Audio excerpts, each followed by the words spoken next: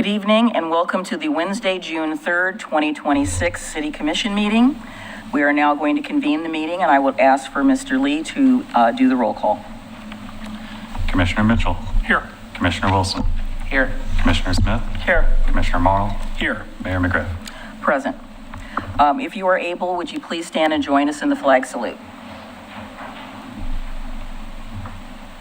I pledge allegiance to the flag of the United States of America and to the republic for which it stands, one nation, under God, indivisible, with liberty and justice for all.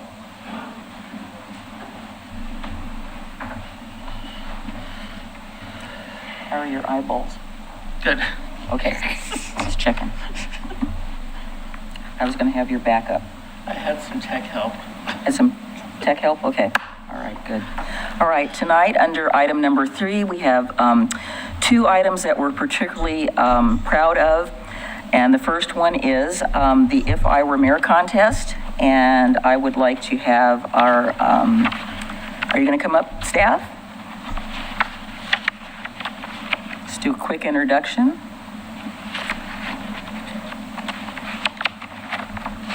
Good evening, Commission and Mayor McGriff. My name is Hannah Schmidt. I'm the Community Engagement Specialist for the City of Oregon City, and I am thrilled to be able to announce that our first place winner for the If I Were Mayor contest in the high school level multimedia section or category won first place at the state level. So that's extremely exciting, and tonight we are here to be able to present Zirui with her $500 check from the Oregon Mayors Association. Right. Wow. And she is here. Come on up.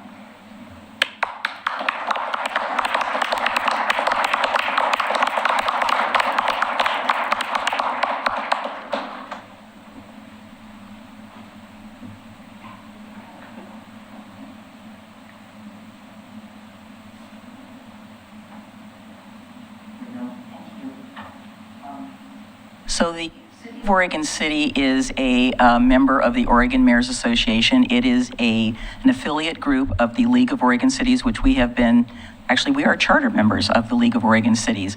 And this contest has been going on for a number of years, but we have only, this is our third entry. So we started this contest in Oregon City about 3 years ago. And our first time out, we had a second place statewide winner.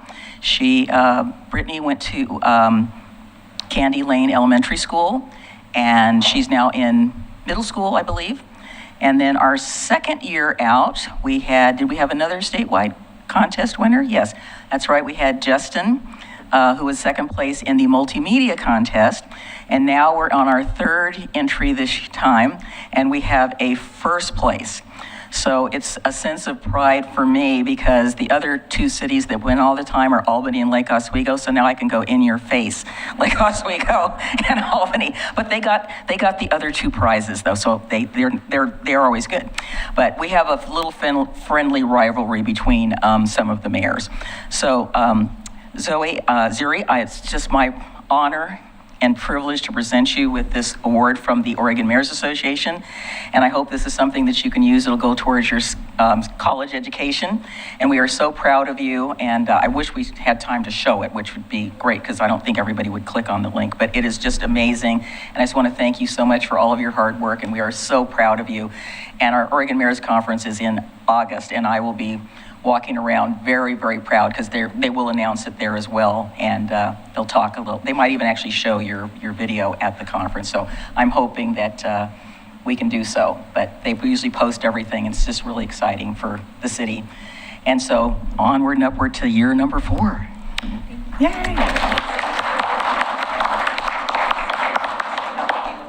Or something like that. I'm really glad I got this opportunity, and I got to create by doing what I love and like filming on a video game especially. And yeah, thank you so much. You're welcome.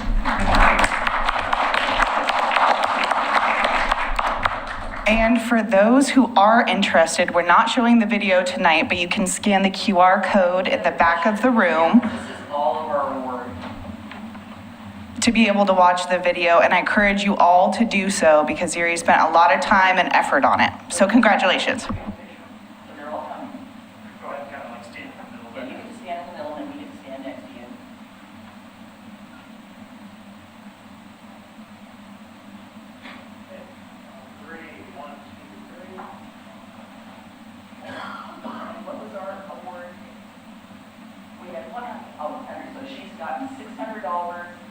prize money for this fabulous project.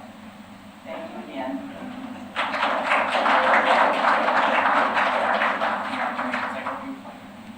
Yes, I want her to apply for the advisory committee. So let's give her another round of applause.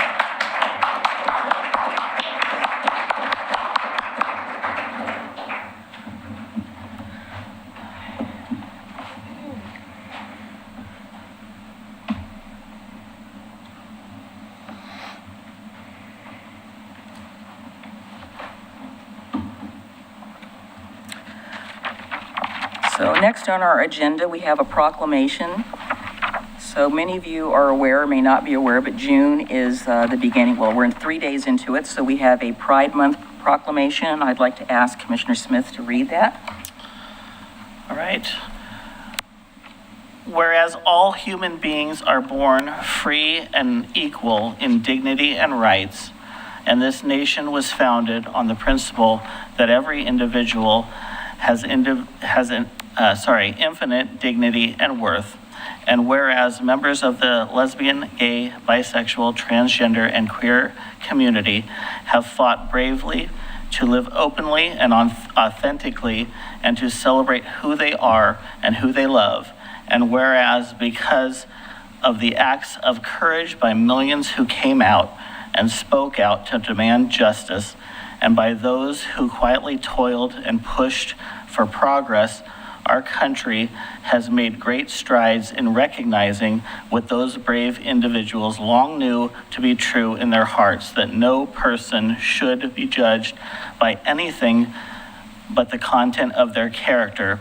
And whereas the efforts and achievements of the LGBTQ plus community have allowed all to enjoy greater dignity, freedom, justice, and equality, and whereas acknowledgement and education remain essential to help eliminate prejudice wherever it may exist, and whereas the City of Oregon City is unequivocally committed to supporting visibility, dignity, and equality for LGBTQ plus people in our diverse community, and whereas LGBTQ plus individuals have made immeasurable contributions to cultural, civic, and economic success of our country, and whereas recognizing, celebrating, and standing with the LGBTQ plus community provides an opportunity for all Oregon City residents to strengthen alliances, build acceptance, advance equal rights, and create a better and more inclusive community.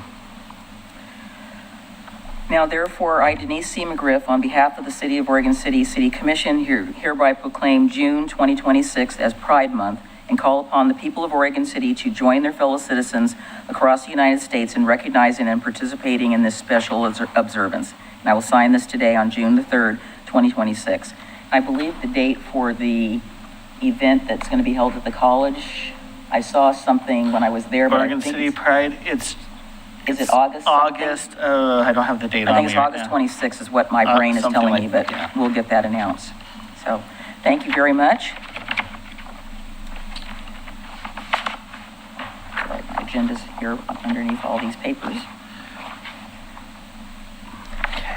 So next on our agenda, we have public comments, and these are items that are not currently on the agenda today, or any day that's today. I understand that there are a number of people here who are going to be commenting about the same thing. I appreciate the fact that you came out tonight because it's still a lovely night outside, but if you are going to say the same thing, we are aware of the situation seriously. And if you agree with the person ahead of you, please just say that. We would appreciate that so much. We do have other people here who want to speak as well. So and I apologize. So if you didn't print and I can't quite read your name, I'm apologizing in advance. The first name I have here is Lee, and it looks like B-E-L-O-W, and I can't read the rest of it. I'm sorry.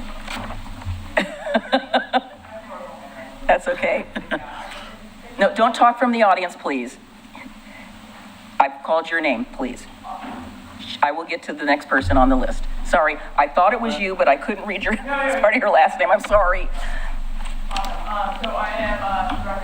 If you could please. Yeah, press turn the button. green button on. There you go. Good job. Hi, for the record, my name is Lee Belowski. I am the operations manager for Energy Kayaking, and I run the Flatwater Center underneath the 205 bridge at Sportcraft Landing. And I am here to speak of the constraints and downfall of our operations due to this construction. And mostly to speak to the fact that I see it every day. I sit there every day, and I deal with it every day. Our participation or our visitor rates have declined immensely over the last few years of this project. Just the noise alone is a hindrance for any course or any class that we want to conduct in this area, to the point where it almost becomes impossible, and we've been losing revenue because of this situation as well. And also the parking situation has been very, let's say, unique.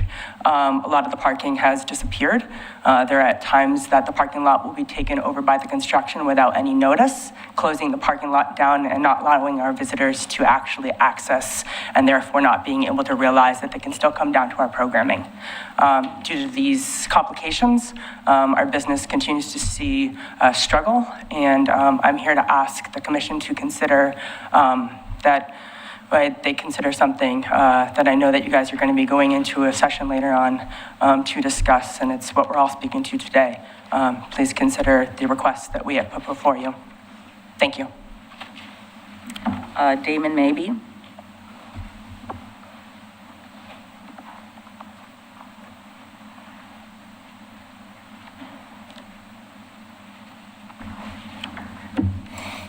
Good evening, Damon Maybe, Oregon City resident. I understand that the deliberations with ODOT are over, and that's fine. But the problem I have is there's no relief for the businesses. Some things that may or may not have been said in the past, I'm just going to kind of do a quick wrap up.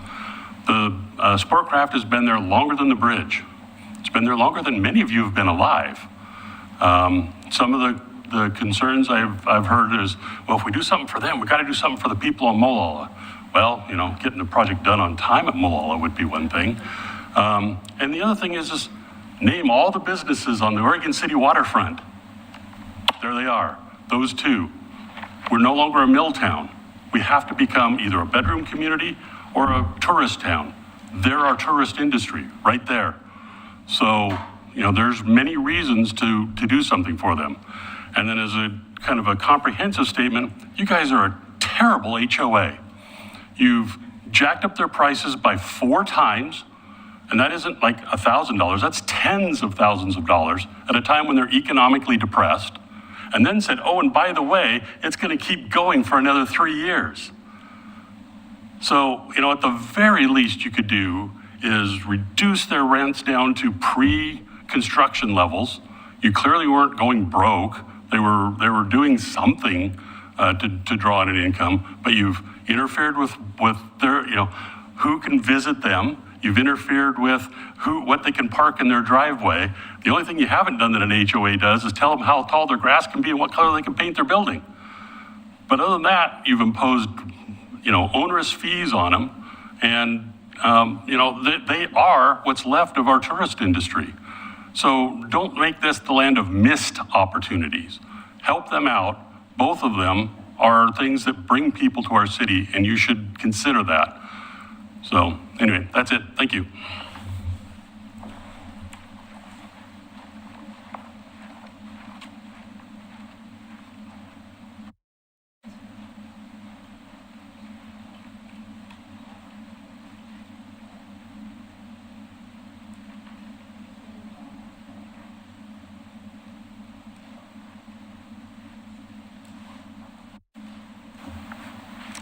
Again, I'm apologizing in advance. I'm just going to call Jacob because I'm sorry, I can't read your handwriting. So if you would just spell your last name, please. Not criticizing your handwriting, I just can't read it. I see, I've got V-E-R-H, and then the rest of it, I don't know.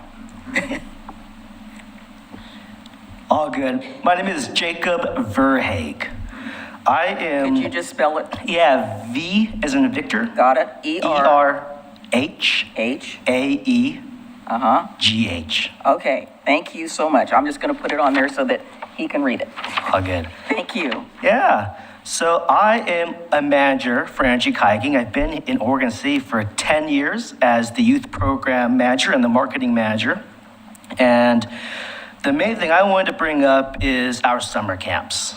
I learned how to paddle when I was 3 years old because of my parents. And our goal is to get the next generation of kids out on the water and recreating responsibly. And the biggest thing the bridge has brought up is safety and accessibility issues. We love to go to the parks and walk to different locations, and having the construction there hinders that and makes it really hard or impossible to access these parks.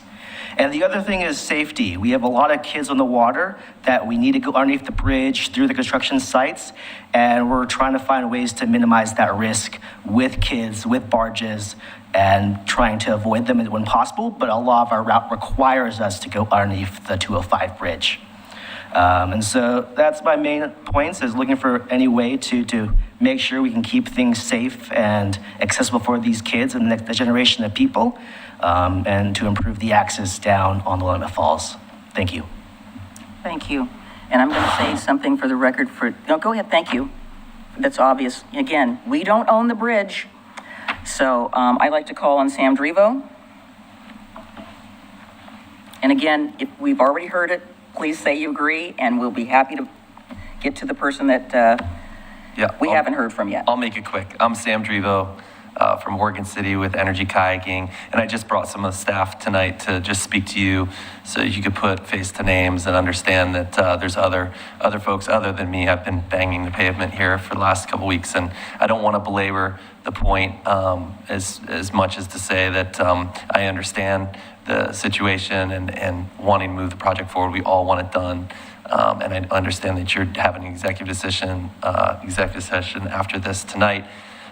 Mayor McGriff, I appreciate you, making space for that, and I really appreciate you guys listening to the other business interests, the other citizens about how we could collectively and constructively improve the situation for the next 5 years, because we know they're going to be in the water for a couple years. They're still going to be under the parks. And we know it's not your problem, but we see and deal with it every day, and we're here for 10 years before it started, and this is the 5th year, and we're really hoping that it can get completed. So thanks for the consideration tonight and having the executive session. That's a huge step, and it makes all the trips here to speak to you guys worth it. So thanks, and we'll talk to you soon.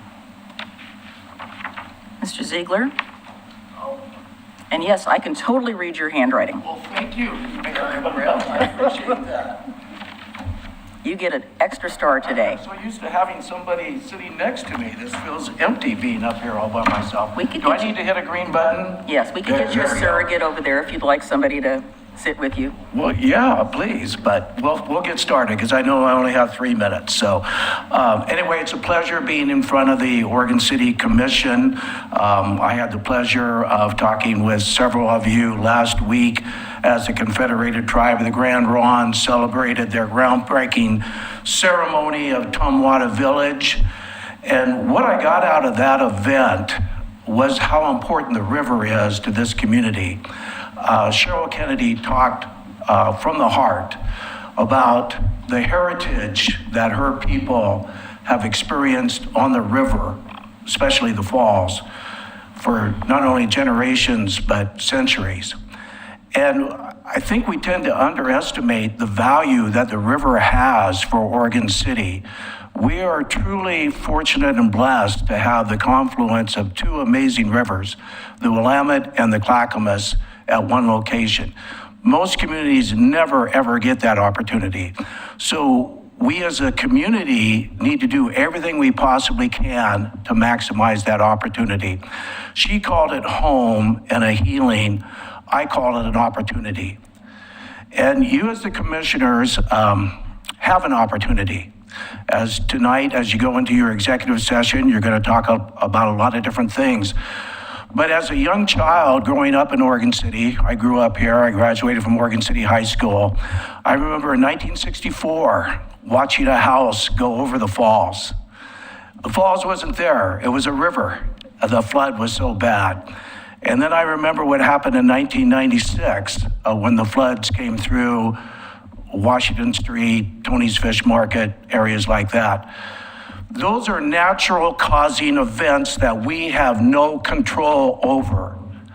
Let me repeat that. We have no control over that.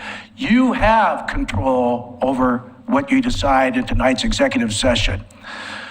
Tourism is the backbone because you have this tremendous opportunity. If you lose the kayaking company due to their problems and challenges of the 5-year extension of barges and pounding and cranes and people being scared of being close to that, if you lose them and if you lose Sportcraft Landing, the only fueling station on the Willamette River between, I have no idea, you can't get above the falls because the locks aren't open, but between here and the Columbia River, you lose a tremendous tourism opportunity. And there's a huge ripple effect with tourism. You get people coming here to spend time experiencing the benefits of the river. I got to finish up here. They're going to spend money elsewhere. So this is a huge opportunity that you need to really think about. Thank you very much for allowing me to speak to you tonight. Thank you, Kent.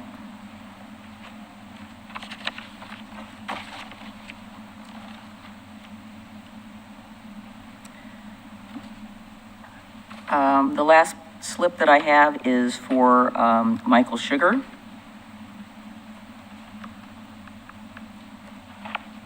Oh, wait a minute, sorry. Before you come up, sorry, sorry, Salacia. I skipped over you. Forgive me. I put your memo on top of it.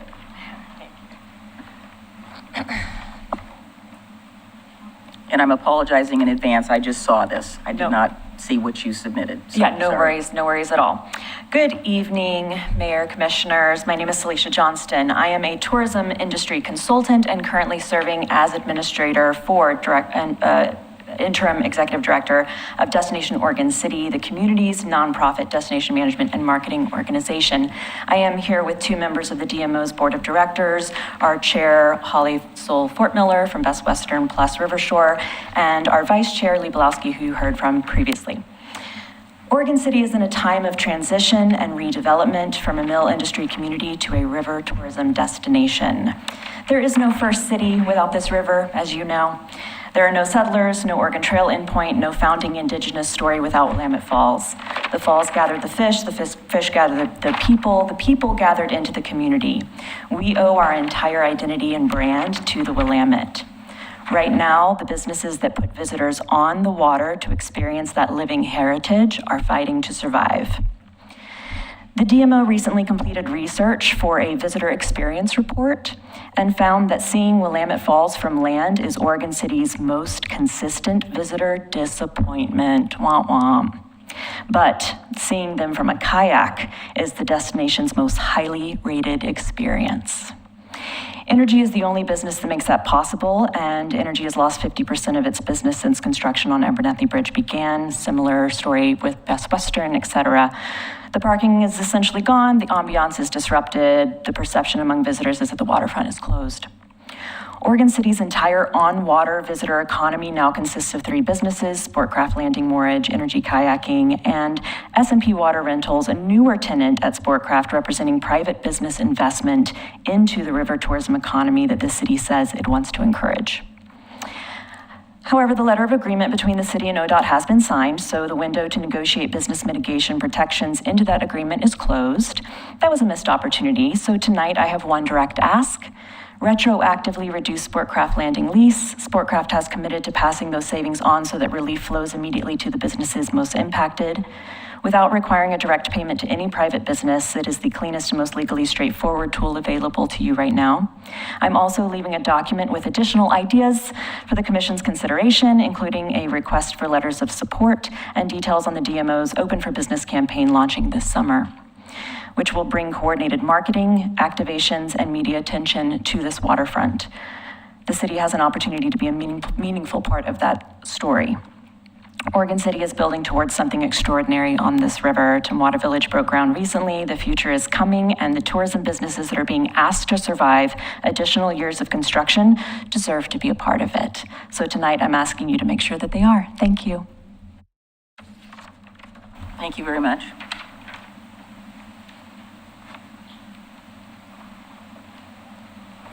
Now, Michael, sorry.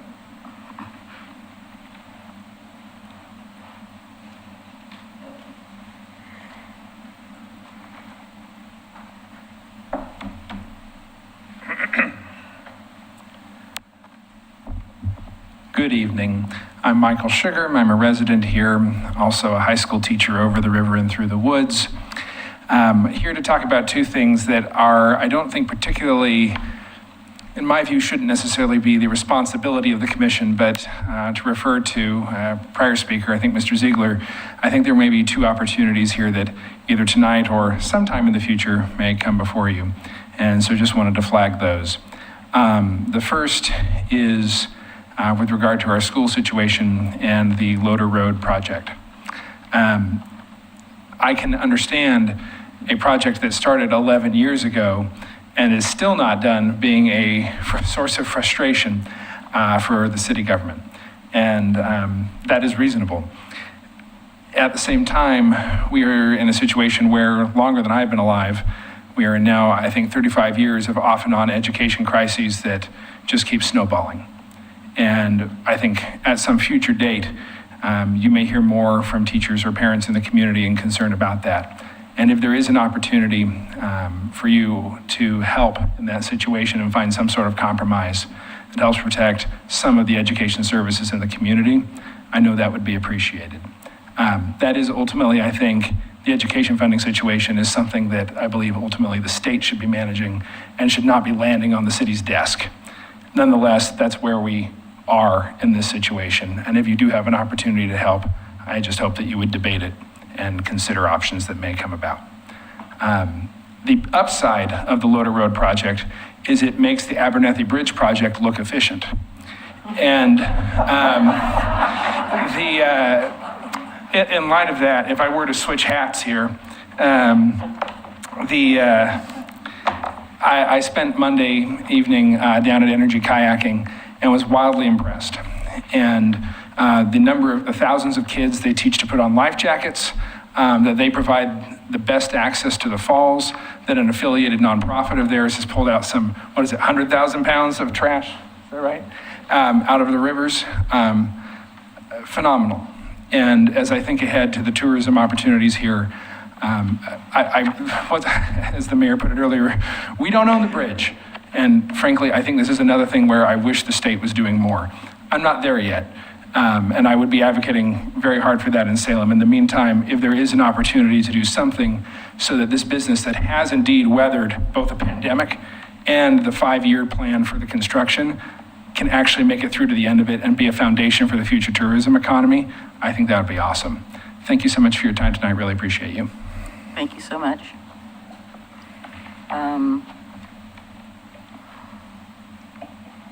Mr. Conkle, I am wondering if it would be appropriate for me to make a factual statement with regard to the transportation facility project that is on High School Lane, just for public information. Certainly. Okay, so I just want to share with the public that, as was previously said, so the project involving the transportation facility bus barn / project started in July of 2020. Since then, we have issued 5 extensions. The most recent one was this last November. We are awaiting the school district to finalize their documents and submit them, and that last contact was in April. So we're anticipating that they will file those documents to modify the conditions of approval of their master plan and detailed development plan that was filed, again, back in July of 2020. So once they do that, the process will start, and we will be letting people know what that is. But we are waiting on Oregon City School District folks to file. And that's where it is right now. So again, not everybody's familiar with all the planning jargon, but they filed a master plan for the development, not only the transportation facility, but other things they wanted to do over time. And that's why we have people file master plans. So we get a general idea of what the course of development is going to be over time. And they have quite a while to do that, to implement the full master plan. This particular project has taken a lot of time because circumstances somewhat were beyond school district control, such as COVID, and that we had no control over, neither did anybody. So for the public that's listening and my two friends that are in the audience, that's where we are today on that project. So that's just public information. I would just clarify that the land use approval for that improvement was actually 5 years prior to that. This is going back to 2015, 2016. 16, okay. I think the city has been extremely patient and cooperative with the school district. And the reason we do master plans is so that those other public agencies can plan and put money aside to make the needed infrastructure improvements that support the development that they're proposing. Again, the emphasis is that they're proposing. That's correct. So I think, I think the city has gone above and beyond in providing multiple 5 extensions on top of a 5-year agreement that wasn't met for a significant number of reasons, as well as working with them to try to reduce the scope of the project and the costs associated with it. Okay. So I'm going to move on to number 5. Again, this is very, very exciting, and we would like to get our annual report from our Youth Advisory Commission. So would our chair and vice chair please come up? Also, let me just brag about Justin again, second place winner statewide last year at the If I Were Mayor contest.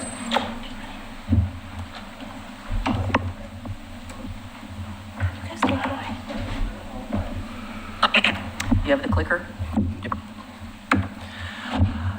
Hello, I am Justin Evers. I am the chair of the Youth Advisory Commission. I have been on the commission for the last 4 years, and this is my final year. Hello, I'm Sydney McFarland. Can you move it closer, Sydney? No, just pick up the whole thing. You can move the whole thing.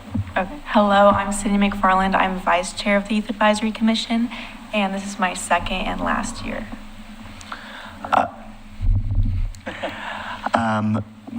I think without further ado, we can begin the report. So we're going to start focusing on the structure of the commission this year. We've, I believe, changed it a little bit to the previous year. We're going to talk about the events that the commission has visited, the different working groups, and what we have worked on this year. And we're going to end with what we've done for recruitment and also the areas that we've toured as part of the commission. So starting with this year's structure, we broke off into 4 working groups this year. We'll get into those a little bit later. I was not a member of any of the working groups. Instead, I acted basically as somebody who was there to support all of the other working groups. I would float around between them, help them if they had any questions, in addition to Hannah being wonderful with that. Basically help them provide direction and act as a point of contact if they ever didn't know specifically what to do on the youth side. We had 15 members this year with this very handy breakdown of who's who, and I think generally we saw a pretty good amount of success in terms of what we did. And speaking of what we did. So the Youth Advisory Commission has been involved with a lot of events this year, and some of the ones that we're pretty proud of is, first of all, the If I Were Mayor contest, where we got to help pick out some of the winners, especially for the essays and posters. And so, yeah, there we have Zirui up there, who we saw earlier. And then also we tabled at the Spring Forward Community Resource Fair, where we basically got to give out pamphlets to reach out and talk about the Youth Advisory Commission and what it does, and to notify the public of it. So, taking a quick look at all of our working groups this year, we had these 4. I'll first talk about our education and nicotine addiction groups. The education working group was a new working group this year, and it basically it started with a lot of conceptualizing of what people wanted to do this year. We got a pretty good aim on that, and we managed to get them with an education access brochure, which was one of the materials handed out at that spring resource fair. And then for our nicotine addiction working group, they met with a senior regional lead of the American Heart Association, as well as discussing where we wanted to go, especially with the Senate bill that we campaigned for last year not passing. And basically, there was a lot of discussion there regarding what the commission wanted to do with that, both this year and looking towards the future. And I'll be talking about the houselessness and environment working groups. So with the houselessness working group, they've worked with Father's Heart and the Love One Shower events to try and help and provide youth input and youth engagement within those events. And then they also had a prior goal of getting mailboxes for houseless youth, so it can help with job opportunities or simply getting mail. And then with the environmental working group, that's a new one this year, and the primary goal is to engage youth into the environment of Oregon City.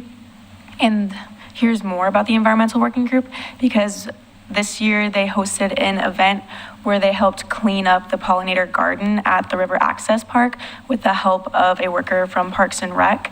And it was successful with removing a bunch of the invasive plants there.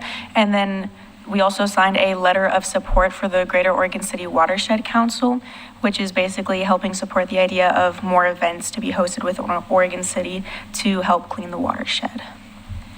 As for recruitment for next year for the commission, as you saw earlier, we do have 6 seniors on the commission this year, so there's a pretty high turnover rate in terms of new people we need on the commission. We did a few different outreach things. A group of us went to Gardner Middle School to present to the middle schoolers who will be high schoolers either next year or in the next couple of years, to just encourage them to join the commission. We also designed, updated, and distributed a YAC brochure, because we noticed that a lot of the ones people had were out of date.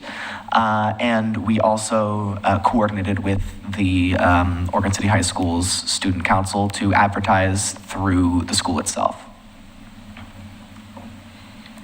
And this year, the Youth Advisory Commission took a lot of tours of facilities within Oregon City, even the police department here. And it's been very educational for the Youth Advisory Commission, since a lot of the members join not only to serve the community, but to also learn about the community. And so by having those tours, it really helped the commissioners learn about the city they live in. Yeah, wonderful opportunities. Thank you so much. Thank you. I just want to acknowledge Hadley Taylor. You should have had you come on up. You're the secretary of the Youth Advisory Commission, correct? So I just wanted to let people know. So the Youth Homelessness Working Group consisted of Jack Slurry, Hiram Freestone, and Max Bishop. Youth Nicotine Addiction Working Group was Miles Kenny, Gabby Ramsdam, Elijah McFarland, and Emma Artman. Environmental Working Group was Sydney McFarland, Cole Solari, and Hadley Taylor. And our last group, Education Accessibility Working Group, was Mackenzie Gilmore, Betty Chappell, Donald Bradyhoff, and Evan Conley. So everybody was doing something, and we had you, Justin, as our facilitator to help everybody get on the right track. So we appreciate all your work. Mr. Morrow, would you like to say something, please? Yes, thank you, Mayor. Thank you for your presentation, and for both of you specifically as seniors who have already had your last day of school and are now just awaiting for that very special ceremony here in a few days. I just want to wish you all the best. It has been such a pleasure working with you the last few years. The contributions that both of you have brought to the Youth Advisory Commission is exactly what I had in mind when I created this. And so thank you for being a part of shaping what this organization looks like and helping to make sure that the future students who are involved have a strong foundation from which to work. So thank you. Thank you.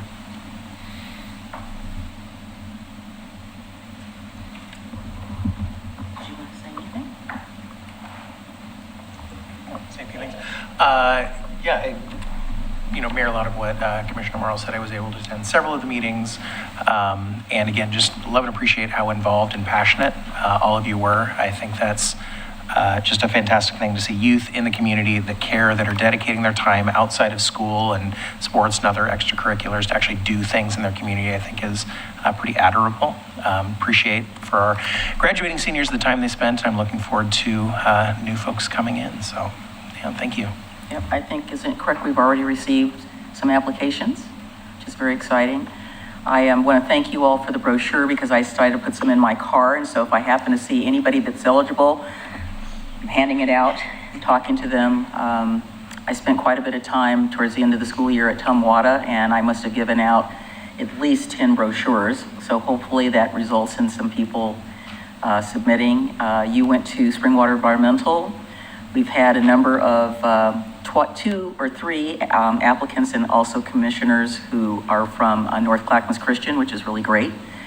We haven't been able to break the barrier of those homeschoolers and some of the other schools that we've submitted information to time and time again, but we're still working on them.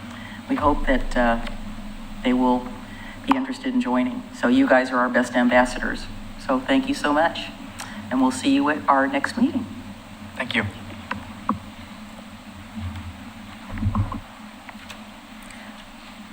All right, next on our agenda is the adoption of the agenda, consent agenda, and we have items A through G, and I just have A through H, and I just have a question to ask our city attorney under item 7A, and I just want to pull that temporarily. So if we could have a motion for adoption of the remainder. Move to adopt the consent agenda minus item A. Second. It's been moved and seconded. Commissioner Mitchell. Aye. Commissioner Wilson. Aye. Commissioner Smith. Aye. Commissioner Morrow. Aye. Mayor McGriff. Aye. Motion passes. So my question is, I believe it's more for the city attorney as opposed to our engineers, but I did want to just take a moment and thank the Public Works Department and Dana and your staff for the work that you did on the transportation impact analysis documentation. I did manage to get through 99.9% of it, and it's much more understandable than the previous document. I think you made some good clarifications. But in light of some of the new state laws that have, how shall I say nicely, promulgated upon us in our cities, not just Oregon City, a question that comes up time and time again, and I'm sure that you already anticipated, Dana, what the question is. It involves transportation and traffic are, number 1 and number 2 things that people are concerned about in this community. And I just want a clarification for the record because I get asked all the time about this. So we have in the state law, it says that if it's a development is of 12 units or less, that there isn't going to be any traffic analysis because it already will be adding to the traffic that's already there. And I think there was a statement in here about if it was at a level of service F, it's not making it any worse. Now, I have told people that I think we have a level of service G and H and I out there in places in Oregon City that they're beyond failure, they're past failure. So the question that I get asked a lot is something that has been probably since we've had a planning department. I'll just use a slight example. So if there were 12 units to come into, let's say, Kanema, given their roadway widths and the fact that it's substandard all the way around and there's nothing we can really do about that, that will have a substantial impact on traffic and transportation and intersections in that particular neighborhood. But because it's 12 units or less, there really isn't anything that the public can do or say, and the city is not going to be analyzing that in any way to say that, well, we might be able to do this to mitigate, we might be able to do that to mitigate. And I'm assuming that that is correct. It is correct. I want to add to that, however, it is correct that we're not going to do a transportation impact analysis on a development by development basis for middle housing projects. That is correct. However, when we do update our zoning or we do adopt a new transportation system plan, we evaluate the capacity of the roads as part of that planning, and we adopt a capital improvement plan that collects system development charges to pay for those roads. So these units, although we're not going to study them on a project-by-project basis through a transportation impact analysis, we are still going to collect system development charges for those units, and we can improve roads in Kanema and other places consistent with our transportation system plan and capital improvement program. And thank you for that. We don't change that every year. And we would have to take some time to anticipate those sorts of things, because I could think of some places where maybe we could, not that it will help, but sometimes putting a stop sign someplace so that there is at least intersection. We could improve an intersection in terms of requiring some sight distance issues, because a lot of vegetation's out there and other things like that. But the public's ability to be able to participate in things of that sort has been severely constrained. And again, that's the thing that I have tried to explain to people, and it's going to be very difficult, I think, for us in the coming years to try to involve our constituency when at every turn we have been kind of told we don't have to. And that doesn't mean that we shouldn't. So I've been just encouraging people to ask questions and pay attention. So thank you very much. I appreciate the explanation, because you said it better than I could have, and I do appreciate it. So can we have a motion to adopt item 7A with resolution number 26-11?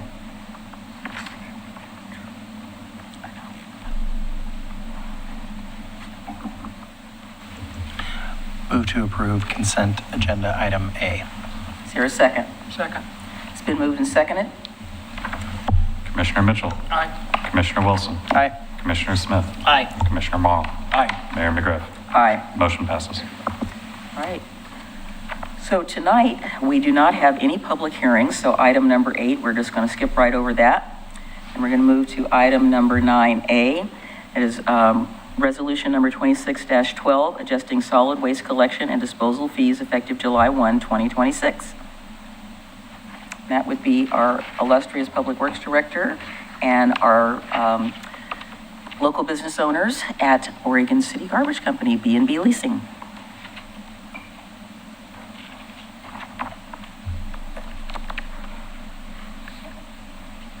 Pam and Will?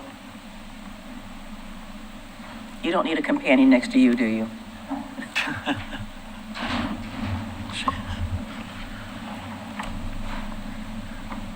All right, good evening, Mayor and Commissioners. Dana Webb, Public Works Director, and I'll allow our guests to introduce themselves.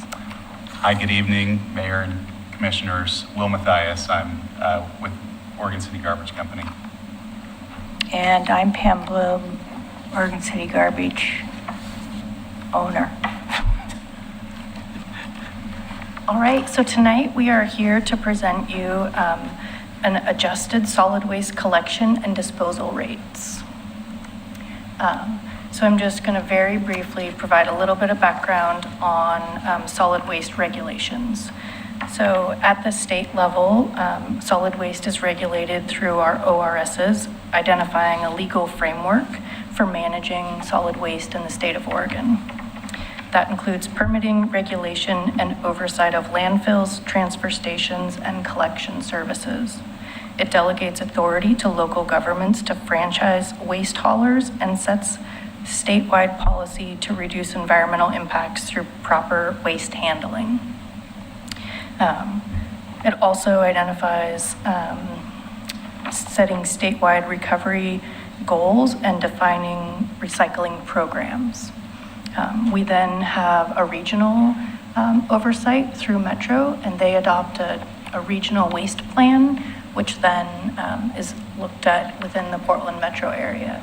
And then locally, Oregon City has our municipal code, chapter 8.20, solid waste collection and disposal. And that is really where we see how we identify rate setting for solid waste and disposal within Oregon City. So I won't read all of this to you, but our code identifies kind of a process and expectations for setting those rates. And then each time our solid waste hauler is looking at a rate reset, staff meets with them and we walk through those components of their rates and look at our customer base. And so what I can show you here, and this is a little bit different than was in your packet, we've gotten a little bit more updated information. And so this is a regional rate comparison. And what you'll see in the red rectangle is the recommendation in the packet was for a 6.95% rate increase across the board for each of the 4 container sizes. And I'll kind of follow up on that here in a moment. And so that really shows in that scenario that we initially presented, those green boxes show the lowest rate for each cart. So Oregon City would maintain that lowest rate for the 20-gallon cart. And then other agencies would have the lowest rate for other size carts. So then I'll quickly give you a little overview of the single-family customers. So this is a breakdown of the customers based on their cart size. So you can see in 2025, we had our customer base, and then in 26, we've shown the updated. The 20-gallon cart is approximately 8% of the customers. And so last year, we held that 20-gallon cart at the same price. We did not increase it. The kind of policy direction at the time was to hold that constant with the hope that we would see more users choose a smaller cart and choose to create less garbage. You can kind of see here that there wasn't a lot of new customers in that group. And so we're not sure that too many people took that opportunity to save money by having a smaller cart. The majority of our users in Oregon City used the 35-gallon cart, and then about a quarter or a little more use the 65, and then we see about currently 13% use the 95-gallon cart. You can see in the new customer column, a majority of the new customers identified a 95-gallon cart. So we did not see that decrease. But that would be more like apartments and multiple units, or those are individual homes? They are individuals, Mayor. These are all single-family customers. That's a lot of garbage.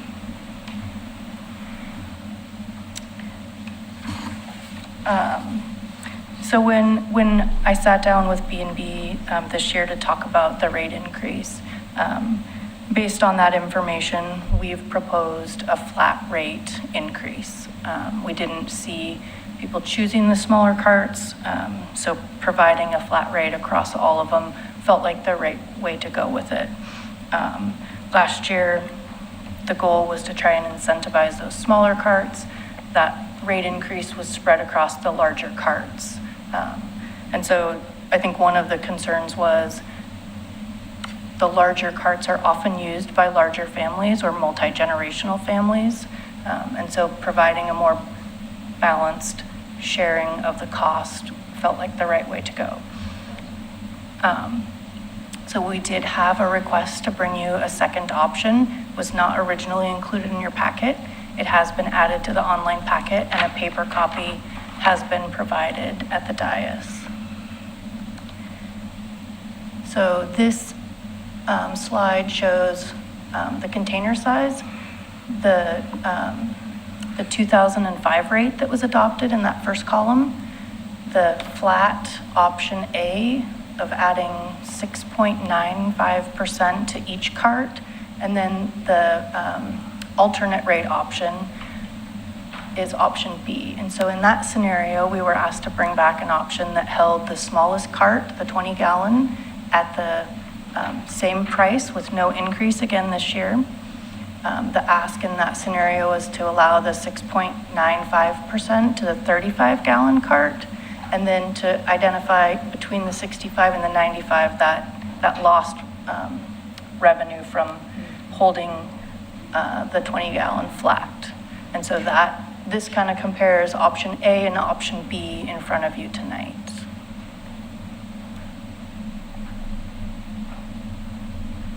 Are there any questions? I have a couple. Oh, please. Thank you. Where did the alternate option originate? It was a request of a commissioner. Okay. And then could you talk a little bit about what the multifamily rates look like? So, yes.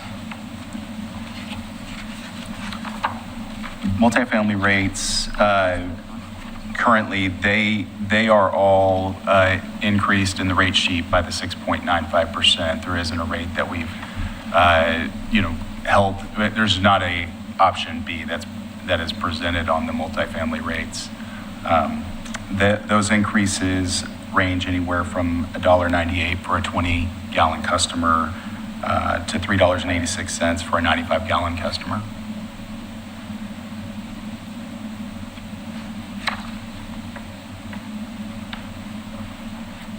Is there anything that can be done to add to the billing that suggests to tell people that there is a smaller fee if they use the 20-gallon? I know I read everything that you send in my bill, but We can certainly add notes to the billing when we send out, a notice about rates. Oftentimes when customers call after a rate adjustment is approved, we'll let them know that there are options available, and we make sure to point that out to them if they're at all concerned about the rate increase or their overall cost, that there's options in a lower cart size that may benefit them. I think something that we probably should put on the record is that these fees are not coming out of thin air. They are a direct result to the tipping fee that Metro has increased. Thank you. And I don't Yes, think, Mayor. and I don't think that was brought up. I sit on the Regional Solid Waste Advisory Committee, and we talked about this earlier in the year. And I will tell you, it's a very large committee, and I would probably say that over half of the committee members did not support a recommendation to the council about the rate increase, because it appeared to many of them that the level of service was getting smaller, but that the fee was going up. And I think an example of something that some of the citizen members were concerned about is that we no longer have the Metro Paint program, and that had a lot to do with the company that was doing it for Metro, and they couldn't find a suitable replacement. So now it's contracted out. They are shifting some personnel around, so there's going to be less people at Metro South, which is the other thing that there was a concern about. Plus, there's going to be a few less people at Metro North.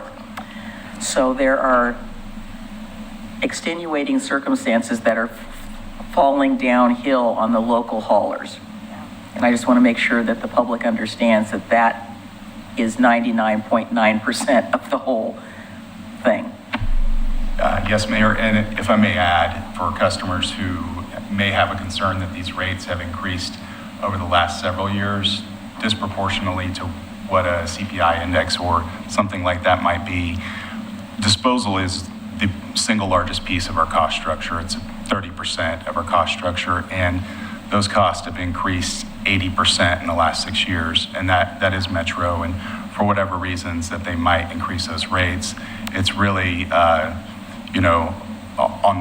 a hauler, we're still, paying that bill, and we've appreciated that you've allowed us to pass through those costs. It really is important to our business.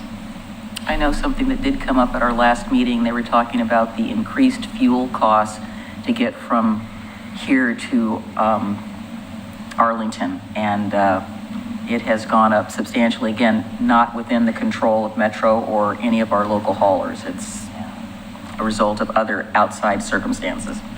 And that was one of the things that they did put in a contingency, but then how do you put in a contingency for something that you don't know how far it's going to go? Go ahead, Michael. Yeah, I did ask for that second option, and thank you for putting that together. Obviously, and I asked for it a year ago, and I think the year before that. obviously with the intention to encourage people to use a smaller can and throw less out, and it appears it isn't working. But I would still be in favor of option B. I'm really surprised on that new customer chart, how many of the new customers, almost half, at a 95-gallon container. When the demographics say family sizes are getting smaller, and all of a sudden we have 300 new customers that are throwing out almost 3 times as much as the most common one. It's I don't get it. Well, But anyway. something that would be enlightening is that if you drive through your neighborhood on your garbage day, I don't see them. I walk through the neighborhood Yeah. twice a day on garbage day, Yeah. and I stop at most of them because my dog loves to stop at some of yeah. the cans. I've noticed in my particular neighborhood, And some of the I things. just don't see the big cans. Yeah, well, I've seen them, but you should see what is sticking out of them. Things that, Oh, right. things that could be recycled, in the gray bin, that they're not doing that. And I just think we need, I think that we need to talk to our friends at Clackamas County, who are the ones who are supposed to be doing the educational component, to really put the hard press on, because we can't keep filling up Arlington with stuff that shouldn't be in there. Do you want to make any more comments? You want to make a motion? I do have. Oh, go ahead. I just have a quick question, unrelated, but related to your work. I believe the purple bins, are they called Recycle Plus? Is that what it's called? Our Recycle Plus program, yes. There we go. Except I have a white one now. Yeah. I would love to, I appreciated hearing about this however many presentations ago, because I've had people reach out about, why don't we have Ridwell and blah, blah, blah, and I've been able to point them since then to this program. I was just curious if you had information about the uptake in that program and what the advertising might look like for that, because I think a lot of people still may not know that this is an option. Sure. Well, first of all, I really appreciate you bringing it up. It's a program we would love to see expand more. We have about 150 customers in Oregon City. We would love to see that number increase. It's an opportunity to recycle things that can't go in your regular recycle bin, textiles, film plastics, and clamshells, and I'm sorry, I'm missing one all of a sudden. Isn't it number one, plastic? I was thinking, I'm trying to look at the list on my refrigerator that says, I think it's number ones that can go in there. Yes, that's correct. And then, so it really is a good program. We offer both the purple bin, and we also have the white metal bins that are more, that go at on the porch box. They're a little smaller, but they're nice bins, and You can get a lot in it.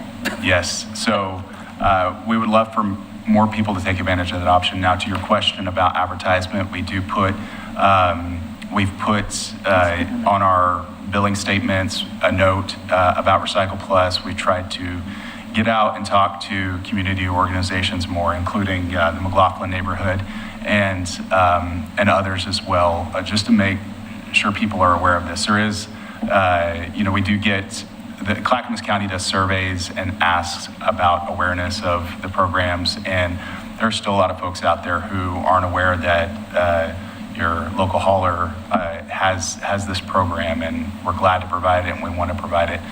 We've also been in Trail News and other publications, city publications, so we're trying to get the word out there. Great, and that's great to hear. And I had assumed about the billing statements, I am a multifamily customer, so Yes, I don't you don't- directly. you don't see so, that, yeah. Yes, thank you. The other thing is, anybody that pays online, like I do, I don't get a bill. So you're not seeing that information that's in with the bill. Is there stuff on the online bill that people can be made aware of about these other programs? So I believe all the same notes would go on the online bill, but I will make sure, if not going forward, that, because it is a separate process in our billing, to make sure those notes get added to the online bill as well, but we'll do that as well. We really want the program to be taken advantage of. And there's a small monthly fee, it's $2.50, that really kind of pays for the the use of the box, but otherwise it's a per use fee, which for most people, it's a pretty reasonably priced option. Well, I appreciate the fact that you've got the two options. You can pay in person or you can pay online, and I pay mine in person because you've got the best ambassador there sitting at the front desk that I have to visit every month so I can say hello to her. She is fantastic. We'll make sure to let her know. I know she enjoys visiting with you. She's a great, like I said, great ambassador. She's helpful to people and just really nice. It's Esther, so. So do we need to make an amendment to the resolution? Can we pass it tonight with that minor amendment? So I believe we've gotten all of the attachments, and what we would be adopting is attachment A labeled alternate rate option B. Okay. I would like to just take a quick opportunity before we finish the topic. Oh, yes, thank you. This is a big one. To remind folks of safely disposing of batteries. So batteries, types of batteries that can be recycled in the curbside program are alkaline batteries such as triple or double A's, C's or D's. Those do not need the ends taped. A 9-volt or a 6-volt, those need the ends of the batteries taped, as does a carbon zinc, a lithium ion or a battery button, and then rechargeable batteries need the ends taped. And then you place those in your 1-quart Ziploc bag, and then you place that on the top of your glass recycle bin.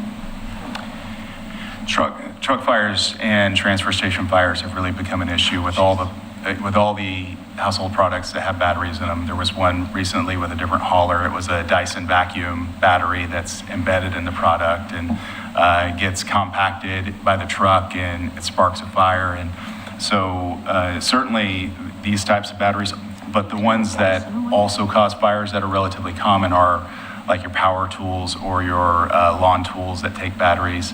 And we would welcome those as long as they're not bulging or leaking, to put those in the glass bin as well. We'll collect those separately from putting them in a compaction truck. I thought that the batteries that you have to tape, I recall you're supposed to put those in a separate bag from the other. I put mine if I have those, I put them in a separate bag with the bag that has the other batteries in it so that they're not commingled in there. They can go in the same bag, and we'll take, if you have so many batteries, it takes multiple bags, please put them all in. But if you do separate them, that's great. They could go in the same bag, Mayor. Okay, thank you so much.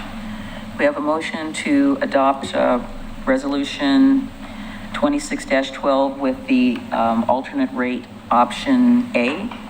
B, okay, B, sorry, B. I'll move to adopt resolution 26-12 with rate option B. Second. Commissioner Mitchell. Aye. Commissioner Wilson. Aye. Commissioner Smith. Aye. Commissioner Marl. Aye. Mayor McGriff. Aye. Motion passes. Thank you so much. Thank you very much. Really appreciate it. If I may, I'd like to. Oh, please. I'd like to compliment Oregon City Public Works and Oregon City Fire Department, because when we have had fires, wherever it's been, they have been there immediately.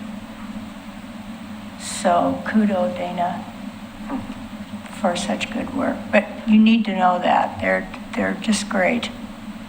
We think so. Yeah, I do too. Thank you so much. Thank you. Thank you.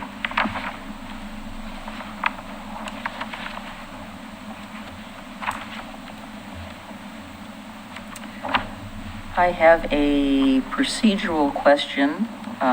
Someone has signed up to speak on item 9B, and I thought we were just going to be adopting findings because we're not accepting any new testimony or anything else. It's just the adoption of findings. So could you clarify that? That is correct. The record is closed, so there won't be any more public testimony.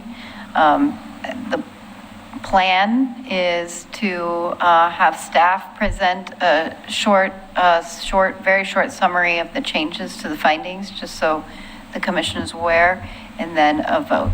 There won't be any more testimony. That's what I thought, so what I wanted to clarify. So I'm sorry, there won't be any testimony on item 9B.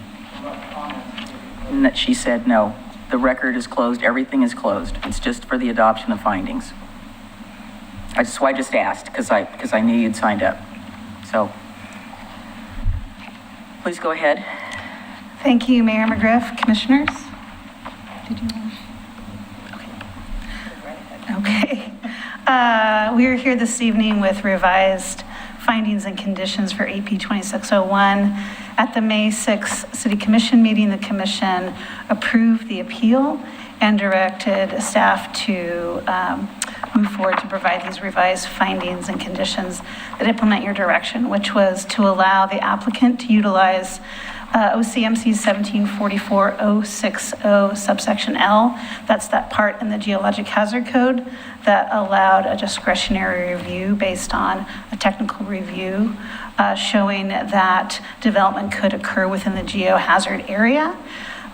Staff has provided those revised findings. They're on page 61 to 63 are the majority of the revised findings. What this approach does is it retains the city's need to maintain a path for clear and objective standards for housing, but also allow a discretionary path at the time of development review, which subsection L per your direction allows. Staff shared the revised findings and conditions with the applicant before they were posted on the agenda.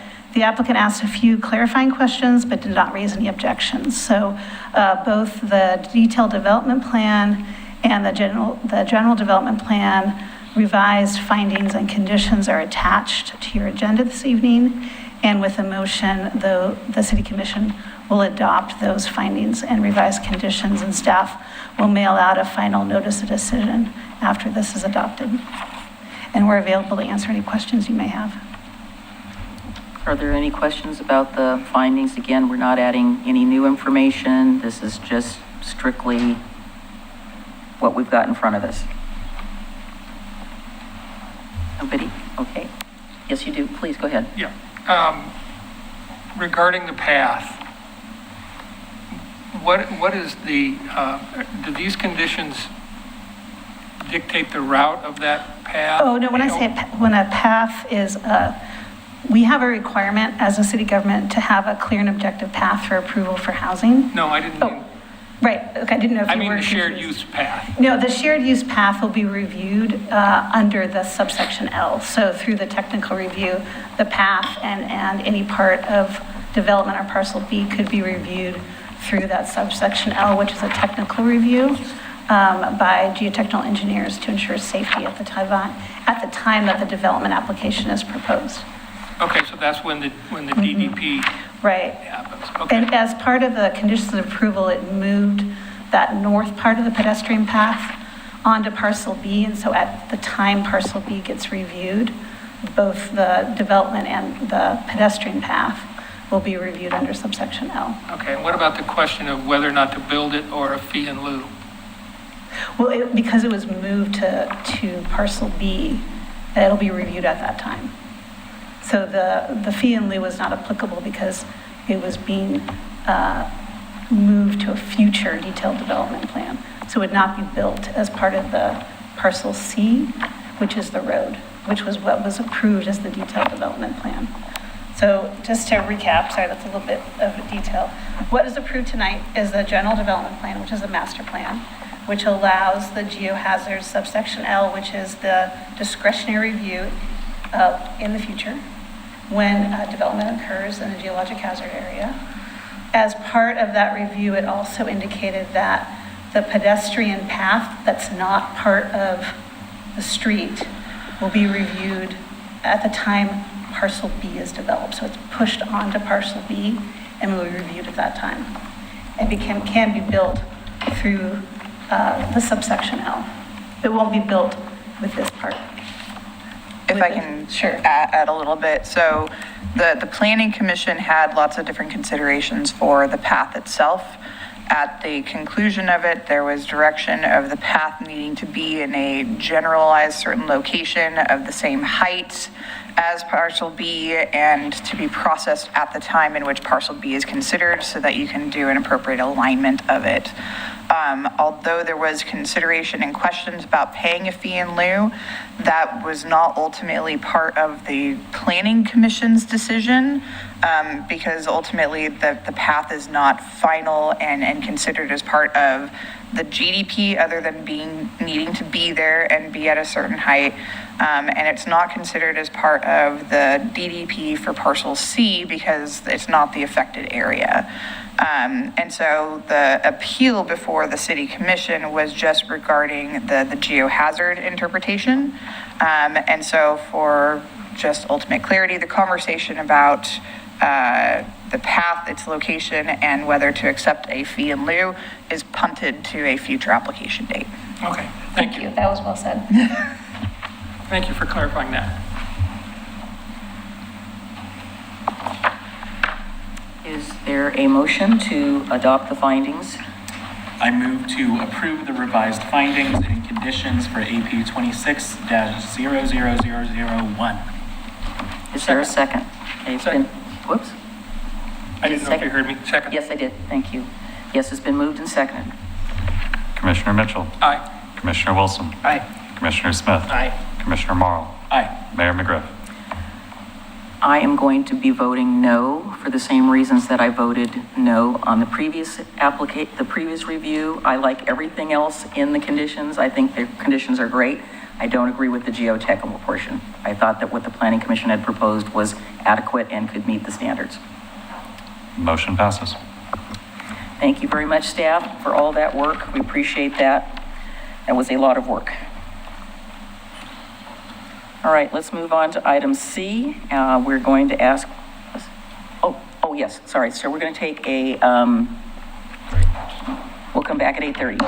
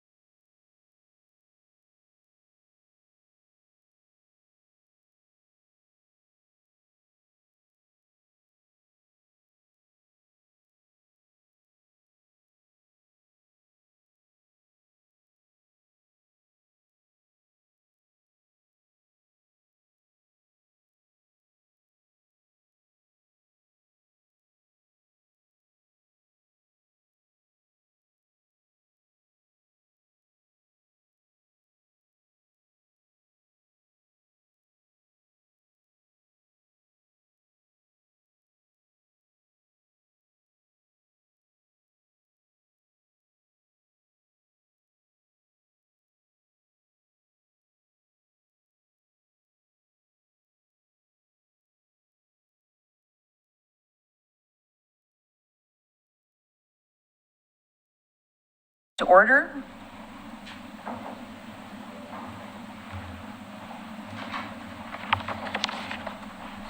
Thank you for returning, Chairman. Of course. Appreciate it. All right. Our next item is item 9C. Go right ahead. Mr. Lehman. Good evening, Mayor. Oh, that was really loud. Good evening, Mayor and Commissioners. I am Jared Lyman, Communications Manager here at Oregon City, and I'm bringing forward 5 designs for the new Oregon City flag. I'll walk you through the process we went through. It started off after the Commission had indicated that they wanted to change the flag. We wanted to make sure that we did include some public input in the process. We started off with what I called the flagpole, which solicited responses from residents on what aspects of the community they thought would help make the best flag, what colors they wanted. We got about 230 responses on that, so there's a pretty good return there. We provided those results to the volunteer membership of the North American Vexillological Association, who then incorporated that information into many designs. And what were those results? The results of the survey? Yes, I mean, obviously there were 2 colors that stood out, but The green, blue, and white were the most popular colors. Willamette Falls, the elevator, were the two of the most commonly answered responses on the poll as well, which I think you'll see reflected in the designs as well. After they submitted a lot of designs, they were reviewed by staff. We had them reviewed by a representative from the Grand Ronde tribe as well for a cultural review. And then after some refinements back and forth there, these are the 5 that we'll be submitting to the public. What the plan is we'll show these 5 to you, get public input, and then bring it back. We'll go into that a little bit more. I wanted to kind of touch base real quick on what some of those design principles are. If you remember when we did the post a while back, a lot of people were submitting very busy designs, AI-generated things showing pictures and scenes and whatnot, and it's not really what kind of the best practices of flag design are.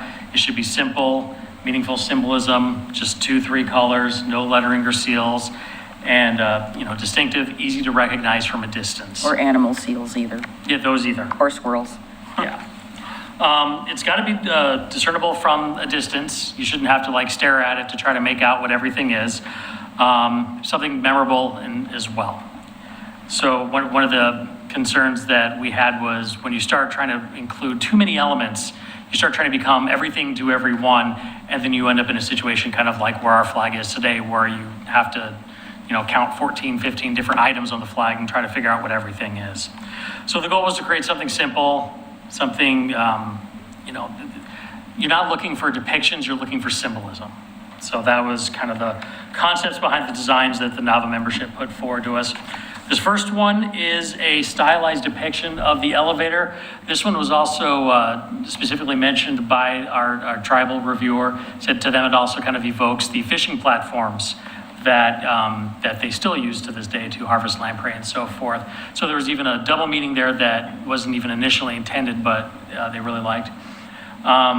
Just anecdotally, this one has been getting a lot of positive comments from staff that has seen it and so forth. And, it kind of sticks with you. It's unique. You can really see the elevator there with the slope of that one line. The second one is a simple representation of the Willamette Falls. The original presentation, they actually had it higher on the right and then lower on the left. I asked them to switch that so it actually depicts what Willamette Falls kind of looks like from Oregon City, kind of going the right direction. Next one, again, Willamette Falls. Before you leave that one. I'm sorry? I said before you leave Oh, that okay. one, so we don't have any, I'd kind of look at it as both rivers, even though that one slopes down for falls, because we've got, we're at the confluence. And that is true. And that is one thing that you kind of find out with a lot of these designs is a lot of people, it pulls different things from different people. So that's another one of those indicators there. The next one, again, Willamette Falls. This one is kind of meant to represent the horseshoe shape of the falls, kind of as seen from above. Again, incorporating those common colors from the survey. Next one, kind of unique, but it's meant to, again, signify the falls with the slanted, blue and white angle, just a very simple representation of the falls. The O, broken into two colors, is also supposed to be an O and a C representing Oregon City. And then option 5, just a very simple banner, just the angled blue and white, again, to represent Willamette Falls. So the idea was to share these designs with you this evening so that you got a look before we put it out to the public. I have a post ready to go live once we're done that showcases those 5 results, and a website on, or a page on our website all ready to go that'll explain the options and a link for people to provide their feedback. Then on the 17th, I'd like to bring these designs back to you with the resident feedback so you can incorporate that into a discussion and hopefully choose a new flag. And just to kind of further incentivize that, if we can get that flag design approved by the 17th, I can actually get it included in the laser light show for July 4th. So just a little incentive there. Okay, well, why don't you hold tight? So we have a comment from Mr. Gifford of Small Flags of Oregon City.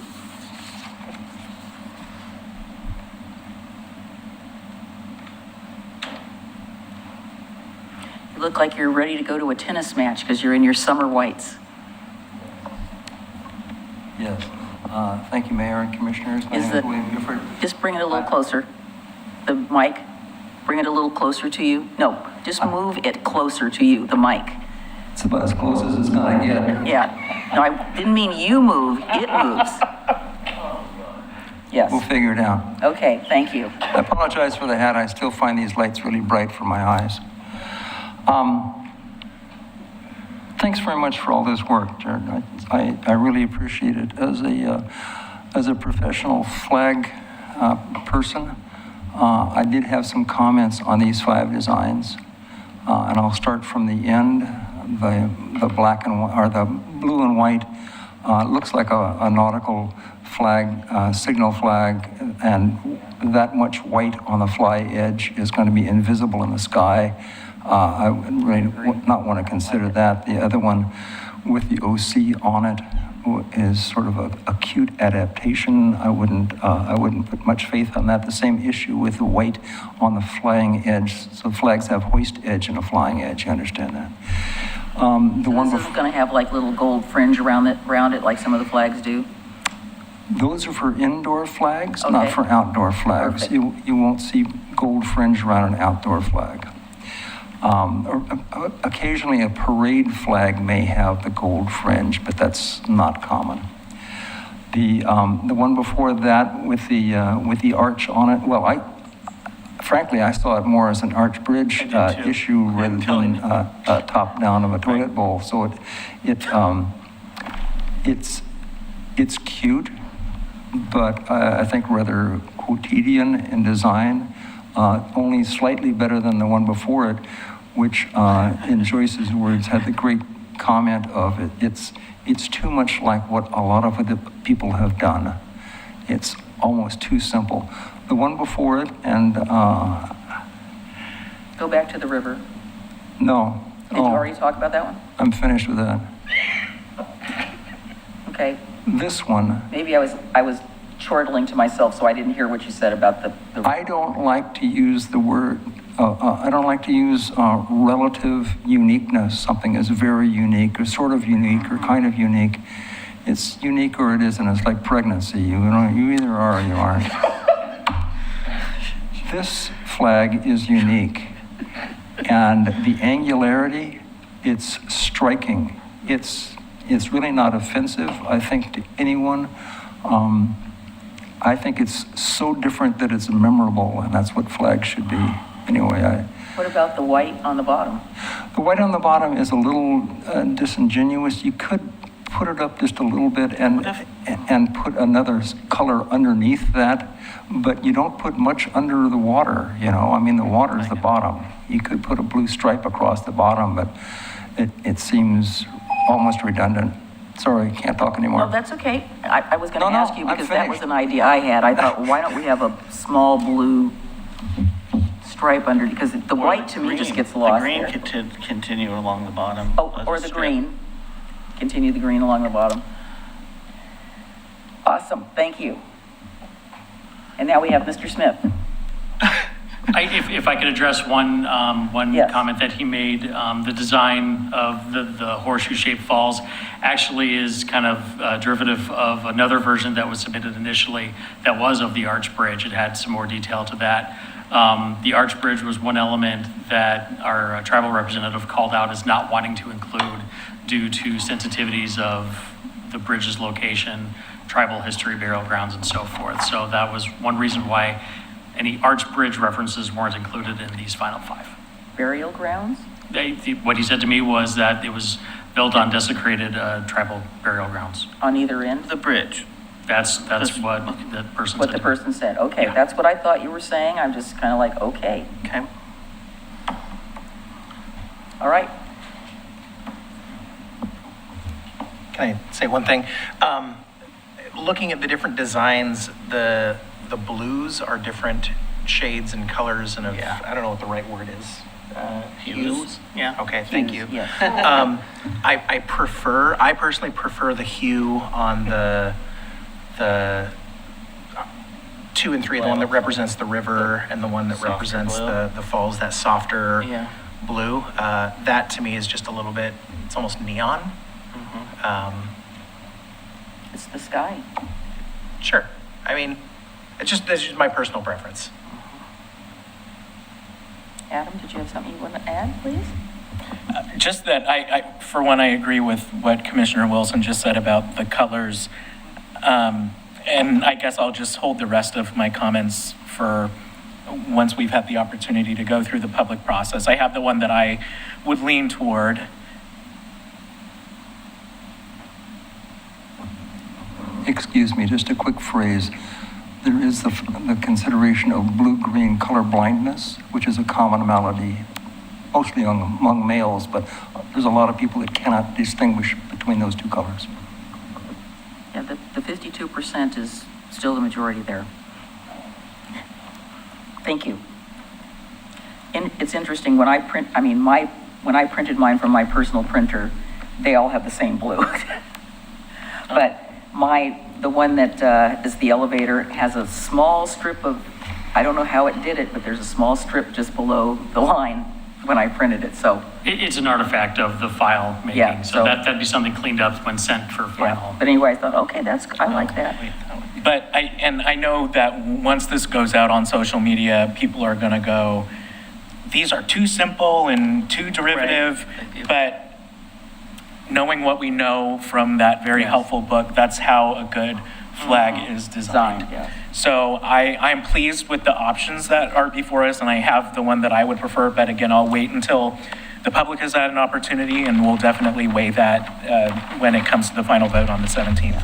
So that the comments that we're going to receive, those are advisory. Correct. Mr. Smith? Sorry, I'm drawing.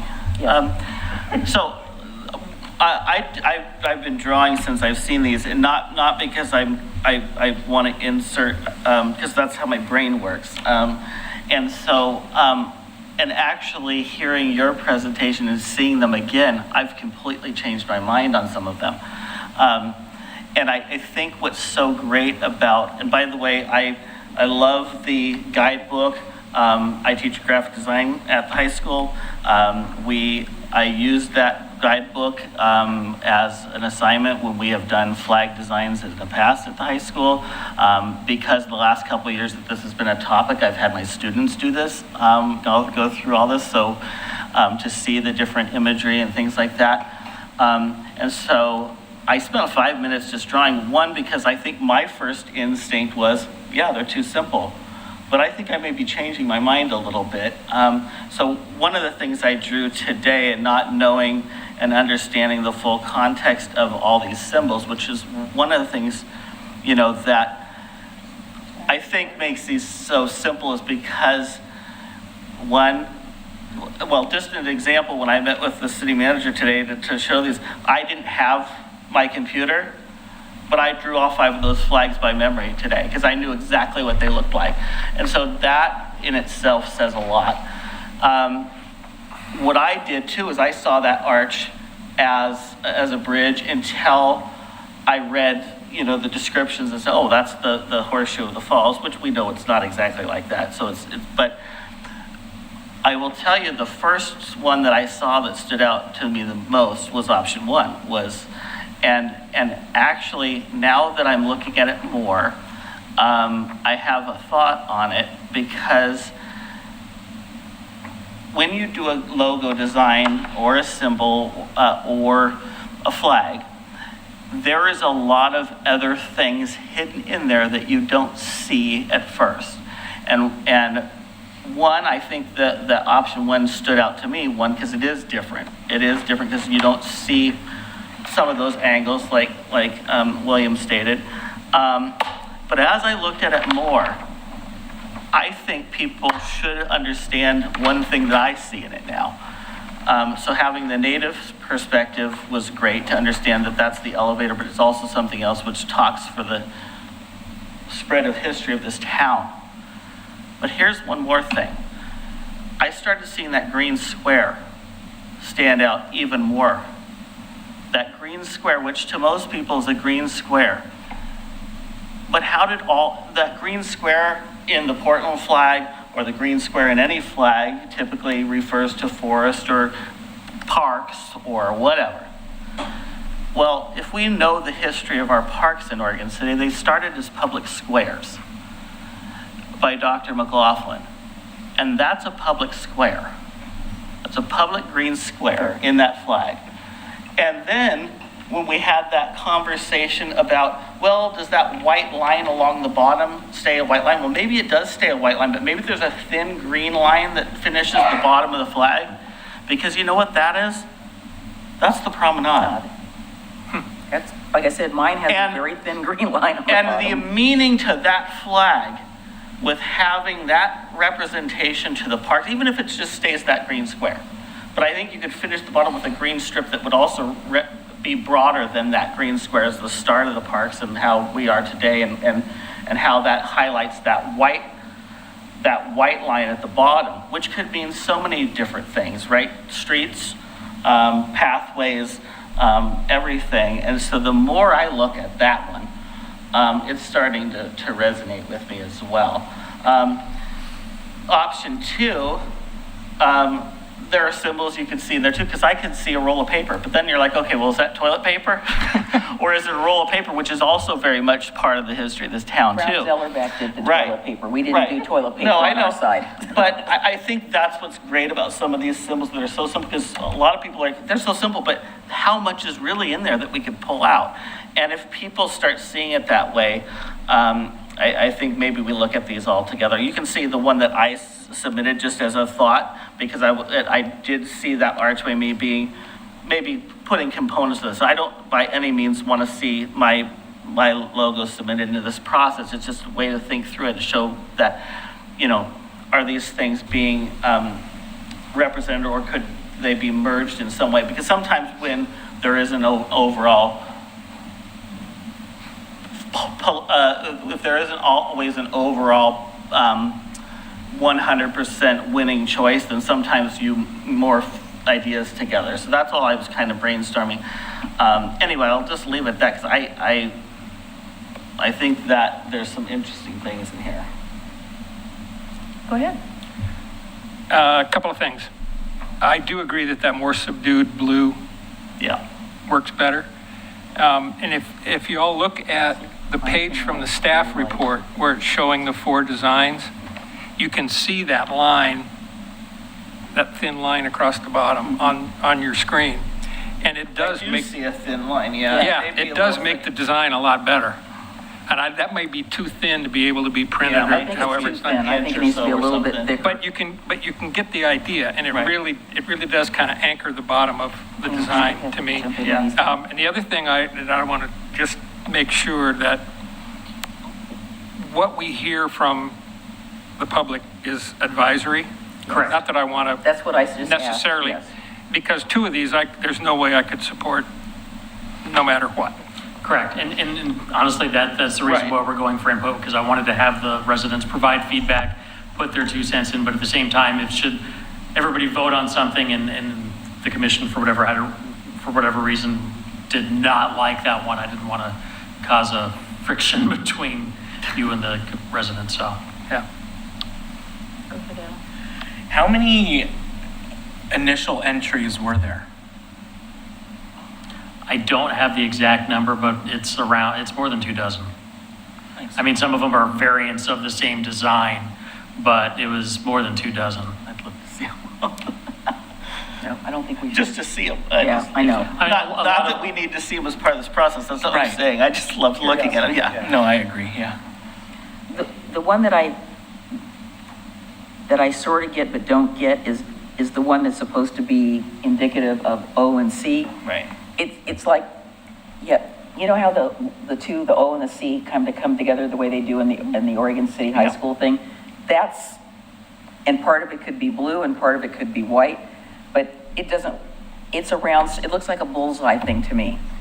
And when I read your descriptions first before I looked at the pictures, and I thought, if I do that, maybe. And I don't think I want to be looking at the flag with my neck crooked like that, but the O and the C are going in it's either that way with it linked in with them going into blue, because that's not that. And I totally agree with what William said about number 5.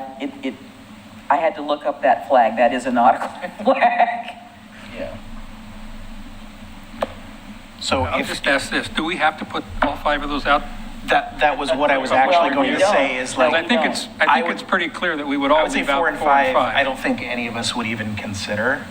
And so I don't know if there's value in getting public input on flags that we are. I would say 5 definitely is out, wouldn't you say? I would say 4 and 5. I don't have a problem with leaving 4 in because I don't think people are going to go for it, but it's a nice kind of a round number.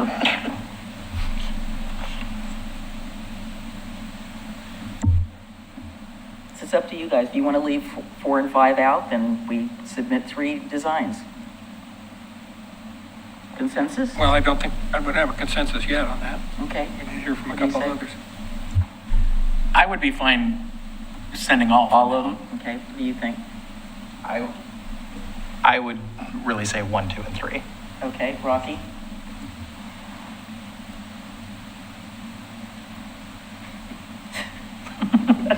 I would hope the same result would happen either way, but we don't know.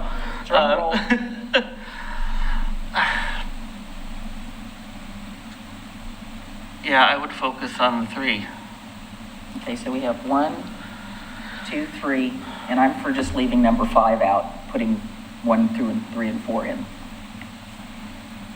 He wants them all.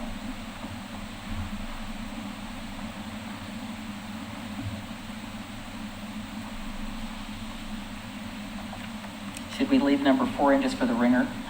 So my question would be, looking at number 4, would any of us No, I would not. genuinely No, consider? No, okay, so I'll make it number, I'll go with the 4th.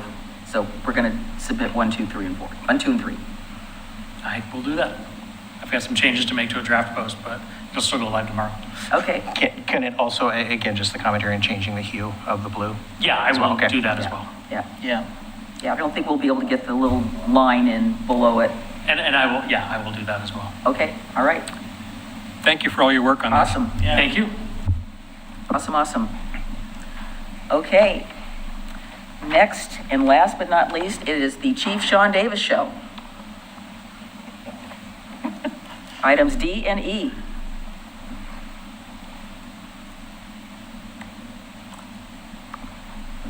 I'm not D, so. I know, but I'm just giving you credit for it too. Come on up, Dana Webb. You're a public service, it just goes right in there, right?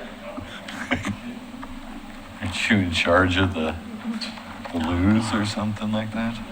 I think the code might say you are in charge of the privies. Yeah. Yes, it's still, yes. It does. Yes, that's what I said. That's what I said. Love that. Have you done your inspections yet for 2025? I did get a report from Chief Band on his inspection, so we know that was done in 2024. All right, good evening, Mayor and Commissioners. Dana Webb, Public Works Director. I'm here tonight to present to you the follow-up from our work session in February, where we discussed the inconsistencies within our utility services code sections. And so really tonight, the red line language within your ordinance is to clean that up and make each of them more consistent, as well as to address the discussion we had about stormwater exemption. So again, back in February, we shared with you, we have 4 different chapters within our code related to our storm drainage, sanitary sewer, water, and pavement maintenance. And just a quick overview, this is really to clean those up. In the service charge adjustments and appeals, it really clarifies the process and what qualifies for adjustments. And those do vary slightly within the utilities. And it explains that very clearly what those criteria are. And then as requested, it states there's no appeals as part of that process. For exemptions, it clarifies that vacant and unimproved properties, essentially, like if you do not have a water meter, you do not pay a water service.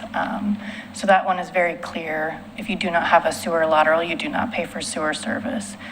But in those instances for like stormwater or the transportation fee, if you have a vacant and unimproved property, you would not be charged those monthly service fees.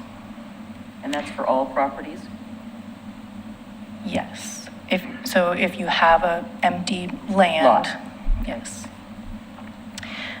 For the delinquent charges, that's all been cleaned up and made consistent and allows the city to place a lien if your utility account is at a point where it's past due and should be addressed. That was not consistent amongst the 4 services previously. And then again, we had some inconsistencies in our code language about which of those services qualified for reduced rates or financial assistance. And so this cleans that up and essentially does what we've been doing in practice, which was allowing that across all 4 utilities, even though it wasn't codified.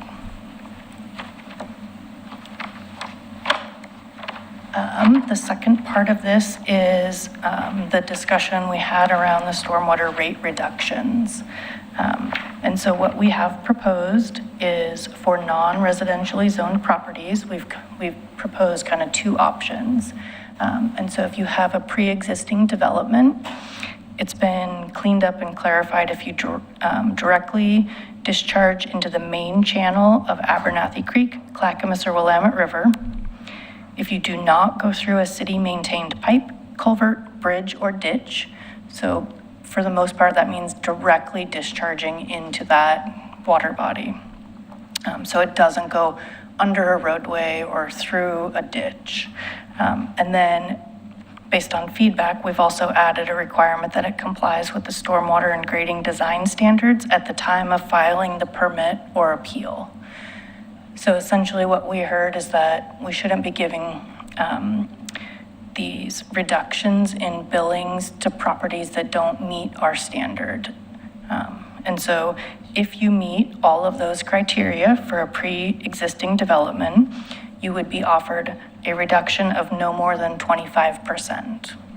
And that was a number that really kind of matched what we shared with some of the other cities have done, where even if you're not coming through a city pipe, there are many programs that the city administers through the stormwater program that are of a citywide benefit.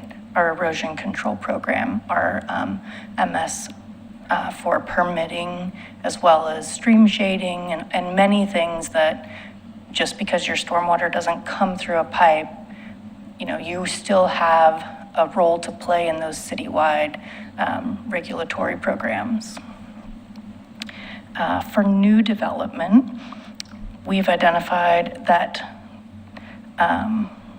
they must comply with the stormwater and grading standards at the time of filing, and that they need to incorporate enhanced water quality beyond the standard requirements. These could be things like green roofs, rainwater harvesting, constructed wetlands. And in that scenario, the reduction is would be proportionate to the total amount of water subject to enhanced treatment, but no more than 25%. So for example, if an area had 10% of the site covered with a green roof, they would get a 10% reduction. If they had a 50% coverage, they would be capped at the 25%. Because although they are addressing more stormwater, they are still part of contributing to those overall regulatory programs. And those are all of my slides that I've prepared.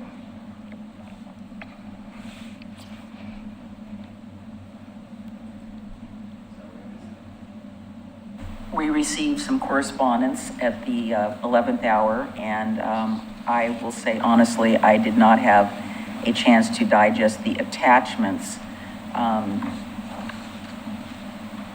Could you address that and any merits it might have? I didn't totally understand everything.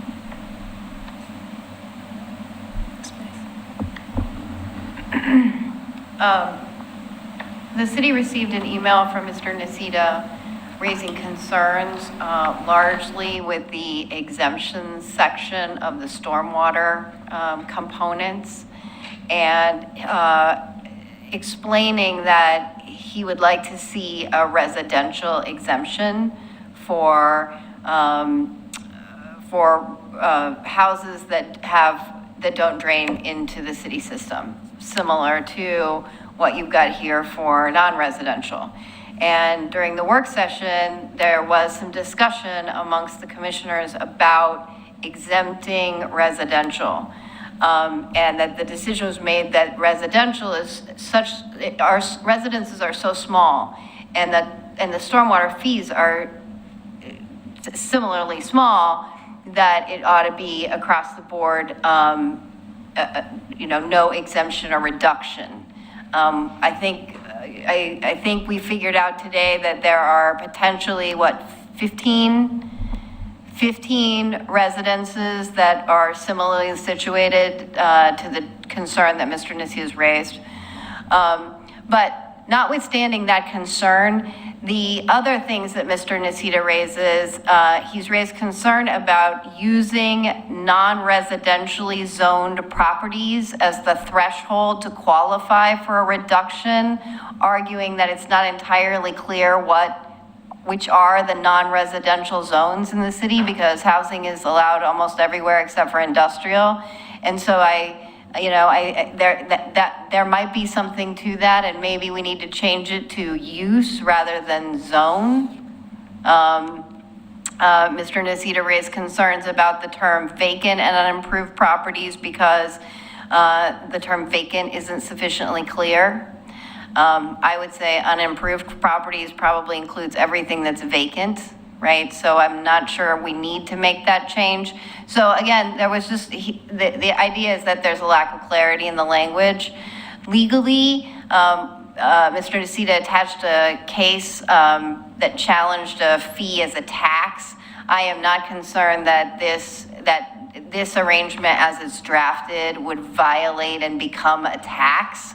This is definitely based on use, and it would be a fee for the use of the system. And you've been very clear that even those properties that don't drain directly into the city system have costs, bring costs to the city's program through roads and cars and those sorts of things. And so I think you've talked about that, but I think Mr. Nacita just would like for you to revisit those determinations.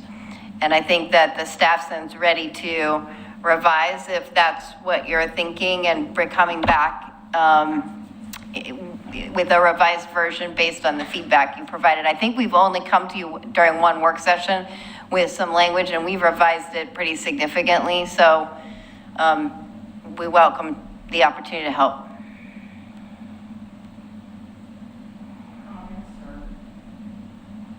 Comments or concerns?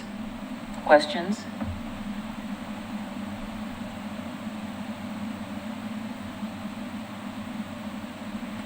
we want to continue? I mean, I don't see any issue with the way it's written with regard to residential properties. Regardless of whether they're connected or not, there is an impact. I feel that impact is still there.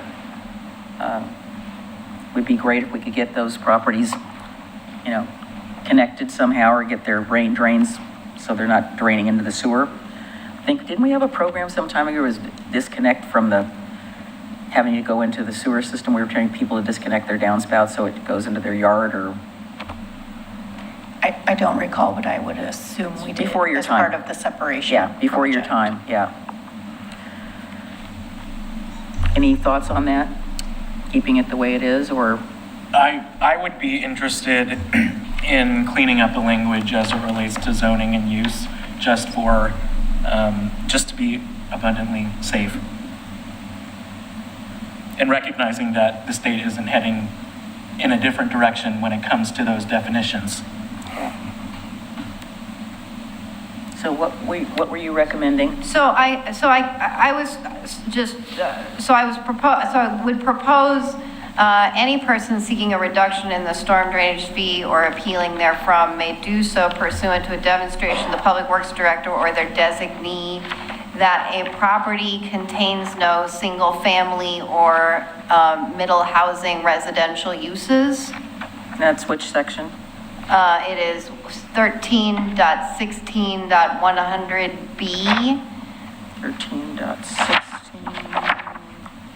But I think this language appears in other sections too, doesn't it? Yes, we tried to get all of the language consistent, so we can clean that up in all of the sections. Actually, 100B is just in storm for this reduction program.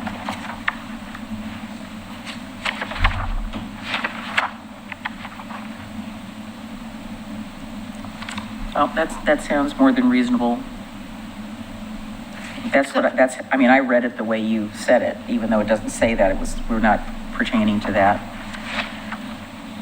So, just so I'm clear, what I just read from 13.16.100 about the reference to non-residential zone property only exists in 13.16.100, the stormwater section. We didn't change it for the others. I mean, I just flipped through and I think that's right. I just want to make sure I understand. Yeah, the other sections are a very short exemption section, not specific like these two options with the pre-existing and the new development.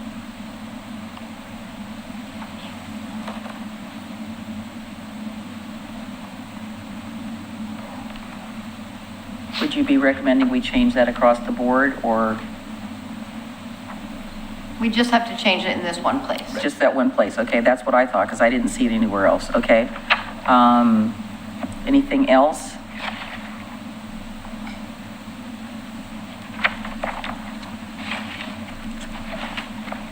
Well, there's still the question of should you be able to get a reduction on residential property? We just cleared up the definition of what a residential property is.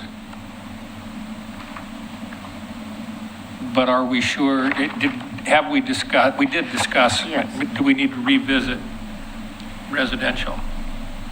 I think with the small number, they've calculated we have 15 properties. Well, I think part of the discussion too we had was, again, there is still cost incurred by the city due to this. Yeah. So. Yeah, I wasn't saying that I think there should be one. I was saying, have we decided that there shouldn't? Yeah, I think. You can't, on a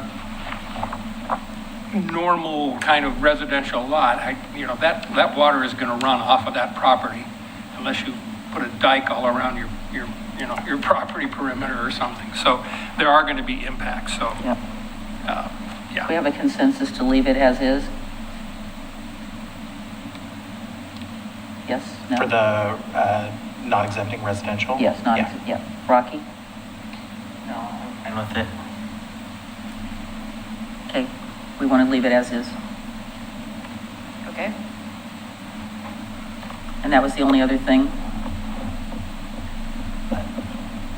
Well, those were the two, well, the third thing that Mr. Nacita would like is an appeal right to the municipal judge. Yeah, I'm not supporting that. I think that kind of, does that cover all of his points? I believe so.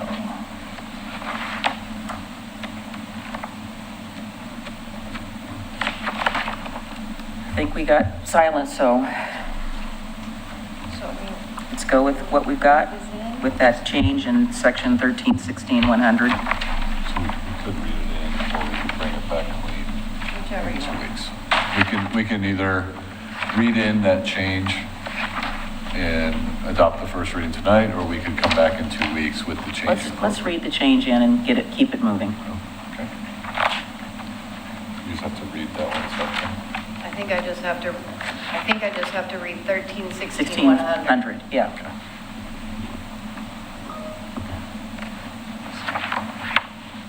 Okay, do we have a motion to do the first reading of ordinance number 26-1008 We take 1 second. with the amendment, Take 1 second. slight amendment? Can we? Did I go too fast? No, we're just, it might be referenced though. There was a question about the number of time non-residential is referenced. Sorry, I didn't catch any of that. I think we were trying to scan real quick to make sure that any definition change that Sure, we have okay. is consistent throughout the All right. document. 1308. We'll do a coffee talk moment, talk amongst yourselves. 056, 1316, 100, 1330, 066. Say them again.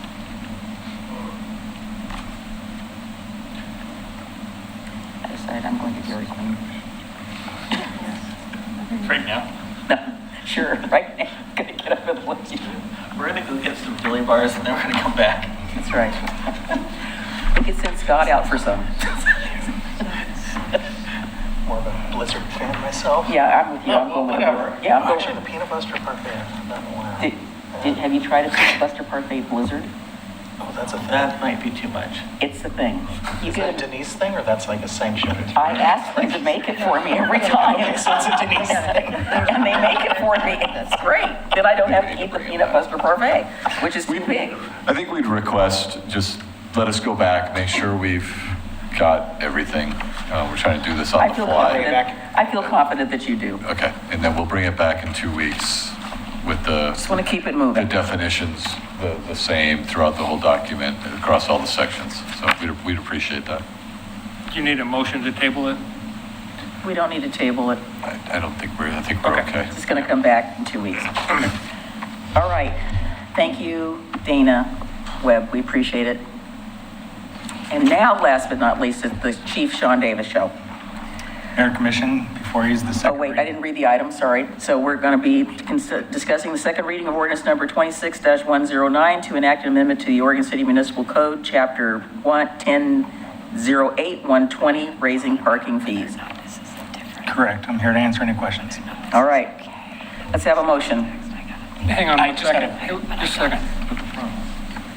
I didn't see the chart of the new fines. Did This we is leave? not the chart for new fines. We're going to bring that back as a That's coming back. resolution on June 17th. meeting. Okay, thank you. For consent, this is just to change the language in the ordinance for the municipal code from 100 to 500. Okay, so the fees will come back another time. Yes. As a this is not resolution. that. Thank you. And I'll move to approve the second reading of ordinance 26-1009. Second. Carrie, do you have to do the reading? Sorry. That's okay. Ordinance number 26-1009, an ordinance of the City of Oregon City amending Municipal Code Section 10.8.120 violation penalty. Have the roll call, please. Commissioner Mitchell. Aye. Commissioner Wilson. Aye. Commissioner Smith. Aye. Commissioner Morrow. Aye. Mayor McGrath. Aye. Motion passes. Okay. We're in business. Are there any communications that we need to discuss before we adjourn? No, I think the only thing would just to let the commission know, our next regular commission meeting on June 17th, I will not be at. And then I will be out on vacation the 17th through the 28th, so. It'll be the Alex will be running the show. It'll Have be fun. the Alex Troutman Show. That's right. All right. Let's find a lot of hard stuff to ask her. All right. Let's adjourn the regular meeting of the Oregon City Commission, and we will reconvene shortly in executive session.